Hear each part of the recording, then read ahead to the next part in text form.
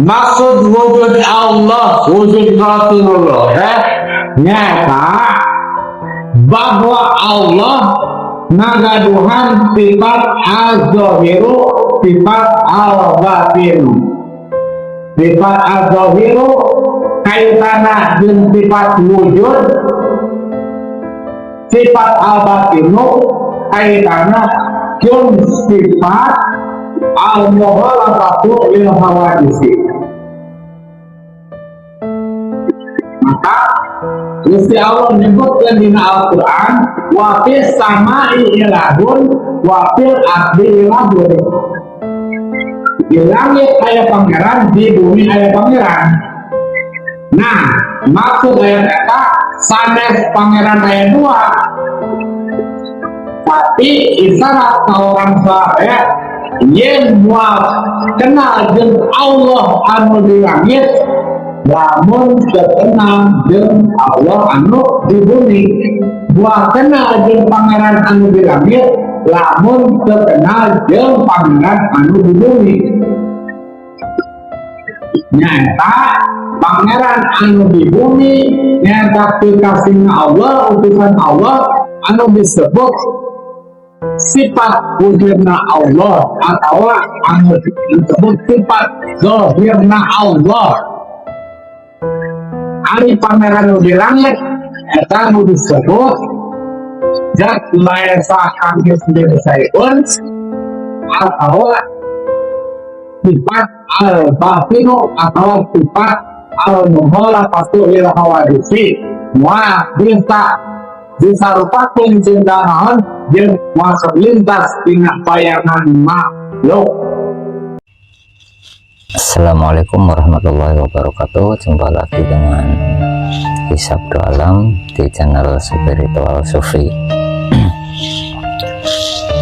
Banyak orang yang menganggap bahwa menghubungi Tuhan itu bisa secara langsung, padahal itu sangat mustahil sekali, karena Tuhan sendiri yang di maha akhirat itu sifatnya laisa kamitslihi syai'un, jadi tidak terdeskripsi, tidak bisa tergambarkan oleh akal dan panca indera kita.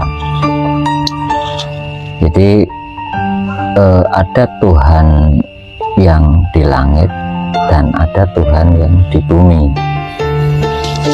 Karena di dalam surat Az-Zukhruf ayat 84 disebutkan Allah berfirman yang artinya, dan dialah Tuhan di langit dan Tuhan di bumi, dan dialah yang maha bijaksana lagi maha mengetahui. Nah, di ayat situ sudah dijelaskan bahwa ada Tuhan di langit dan ada Tuhan di bumi, tapi bukan berarti Tuhan itu ada dua, karena hakikatnya Tuhan itu satu. Hanya saja Tuhan yang di langit itu tidak mungkin dikenali oleh manusia yang dimensinya rendah, karena manusia menempati di alam dunia ini, diibaratkan alam bumi ini itu sifatnya baharu karena membawa jasmani. Sedangkan Tuhan sendiri zat yang zat maharuh yang ada di maha akhirat, jadi kita tidak mungkin untuk menjangkaunya. Jadi agar kita bisa terhubung dengan Tuhan yang di maha akhirat itu harus melalui Tuhan yang di bumi. Nah, maksud Tuhan yang di bumi itu apa? Yaitu cahaya Tuhan sendiri ataupun wasilah itu. Jadi itu yang harus kita temukan dulu. Tanpa itu mustahil kita bisa terhubung dengan Tuhan yang di maha akhirat. Jadi temukan dulu Tuhan yang di bumi, yaitu cahaya Tuhan sendiri. Ataupun secara perumpamaannya jika ingin ke matahari harus melewati cahaya mataharinya, karena mana mungkin kita akan kenal matahari seandainya matahari tidak menurunkan cahayanya ke bumi ini.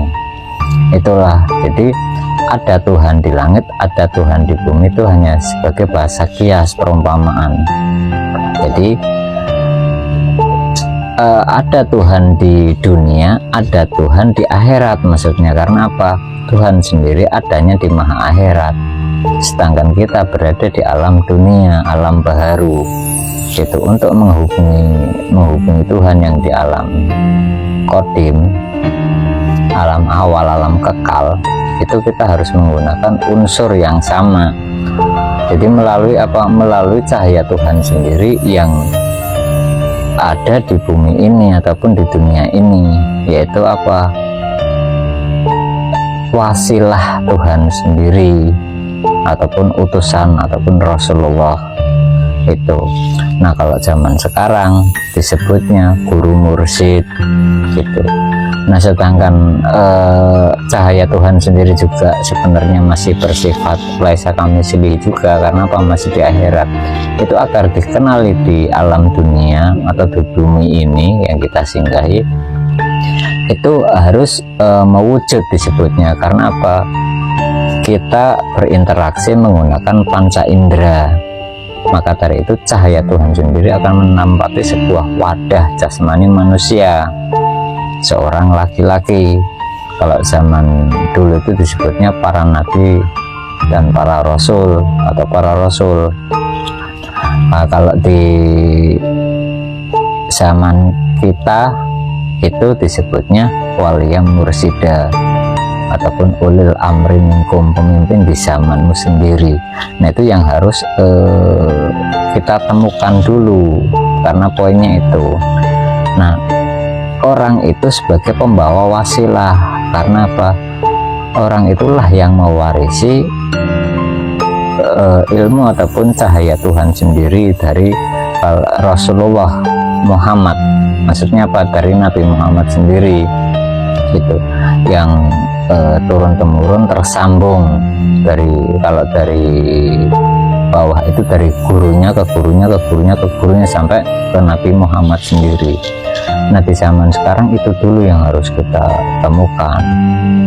Jadi mustahil kita menjangkau Tuhan ataupun berhubungan dengan Tuhan di maha akhirat kalau tidak melalui Tuhan yang ada di dunia, ataupun kita tidak mampu menjangkau Tuhan yang di langit kalau tidak melalui Tuhan yang di bumi.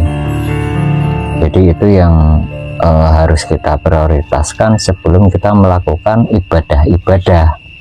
Karena apa? Supaya ibadah kita tidak sia-sia. Karena di dalam Al-Quran sendiri banyak yang diancam, terutama seperti orang yang sholat lalai diancam neraka wail. Nah, itu yang karena apa? Yang tidak tersambung dalam beribadah. Karena apa? Rukun syaratnya belum terpenuhi. Jadi Tuhan tidak bisa dihubungi dengan cara kita sendiri, harus melalui sistem yang Tuhan buat sendiri, melalui apa? Ya, cahayanya. Jadi mana mungkin kita akan kenal Tuhan kalau Tuhan tidak mengenalkan dirinya terlebih dahulu gitu. Akhirnya apa?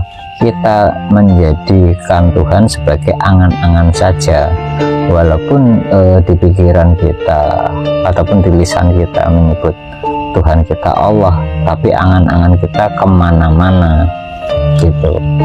Jadi tidak tahu Tuhan itu yang mana, Allah itu yang mana. Karena apa? Kita tidak mempunyai kiblat ruhani. Kalau kiblat jasmani kita itu ke Ka'bah, kiblat ruhani kita itu ya ke guru mursyid sebenarnya. Karena hakikat dibaliknya pembawa tali wasilah ada cahaya Tuhan atau wasilah itu sendiri gitu. Jadi untuk menghubungi Tuhan atau terhubung dengan Tuhan harus melalui cahaya Tuhan yang mewujud ke alam dunia melalui jasmani manusia, seorang laki-laki yang ilmunya turun temurun tersambung sampai kepada Nabi Muhammad di umat Islam ya. Jadi sebenarnya semua agama pun nanti akan sama, harus mencari orang itu, karena orang itu sebenarnya pembawa tali wasilah atau cahaya Tuhan sendiri, nanti baru akan ketemu titik terang. Jadi antar umat beragama itu tidak akan saling berperang karena keyakinan yang dibawa sejak lahir atau diturunkan oleh orang tuanya sesuai dengan agamanya. Makanya terjadinya perbedaan sudut pandang itu karena agama hanya dipahami secara letterlock ataupun hanya secara hafalan, sedangkan sistemnya tidak dipenuhi terlebih dahulu. Nah, itulah akhirnya yang menjadi perbedaan-perbedaan, entah dalam umat beragama, entah dalam satu agama gitu. Jadi antar umat beragama pada ribut, yang di dalam satu agama juga pada ribut karena apa? Mempunyai sudut pandang yang berbeda. Maka dari itu harus kita satukan dulu tauhidnya gitu, karena hakikat Tuhan itu esa. Jadi tidak saling, setiap agama itu saling meyakini Tuhannya masing-masing, akhirnya pada berperang, saling berdebat gitu. Itulah yang akhirnya menjadi rusaknya agama itu ada di situ, ketika agama yang hakikatnya itu dari Tuhan sendiri akhirnya di angan-angan manusia menjadi sudut pandang akal manusia itu sendiri.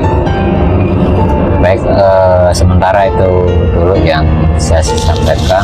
Untuk selanjutnya akan kita bahas di bab lain.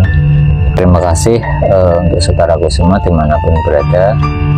Salam Rahayu, salam Persatuan Indonesia, salam bahagia selalu. Wabillahi taufiq wal hidayah. Wassalamualaikum warahmatullahi wabarakatuh.